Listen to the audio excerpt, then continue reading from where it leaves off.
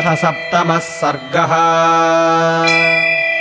रामस्तु सहितो भ्रात्रा सीतया च परन्तपः सुतीक्ष्णस्याश्रमपदम् जगाम सहतैर्द्विजैः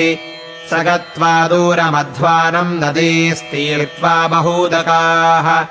ददर्श विमलम् शैलम् महामेरुमिवोन्नतम् ततस्तदिक्ष्वाकुवरौ सततम् विविधैर्द्रुमैः काननम् तौ विविशतुः सीतया सह राघवौ प्रविष्टस्तु वनम् घोरम् बहुपुष्पफलद्रुमम्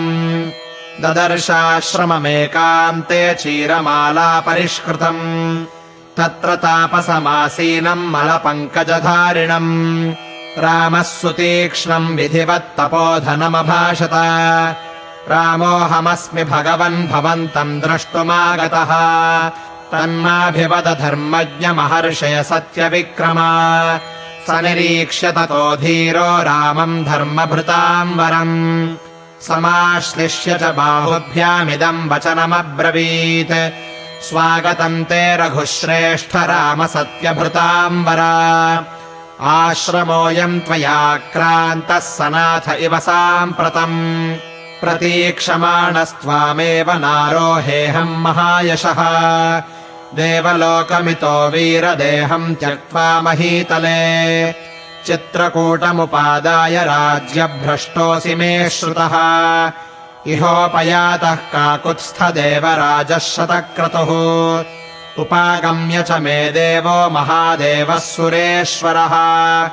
सर्वान् लोकान् जितानाह मम पुण्येन कर्मणा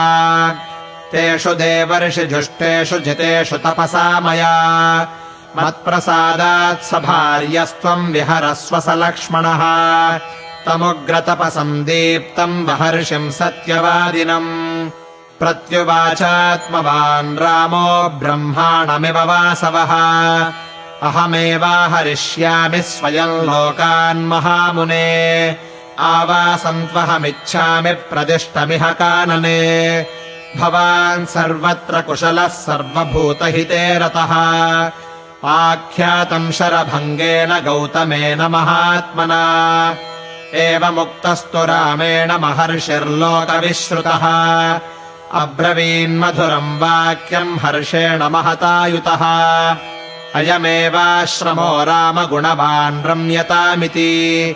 ऋषिसङ्घानुचरितः सदा मूलफलैर्युतः इममाश्रममागम्य मृगसङ्घा महीयसः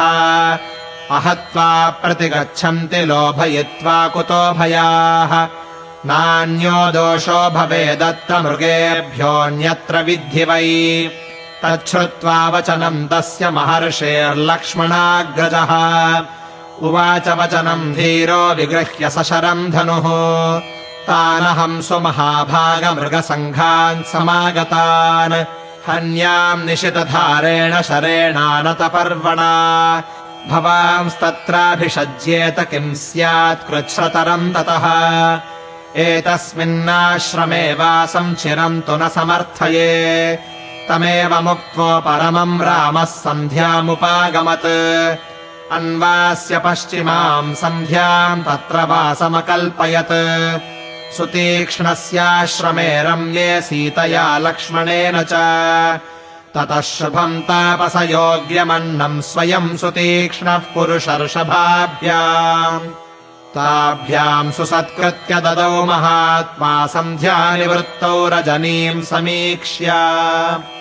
इत्यार्षे श्रीमद् रामायणे वाल्मीकीये आदिकाव्ये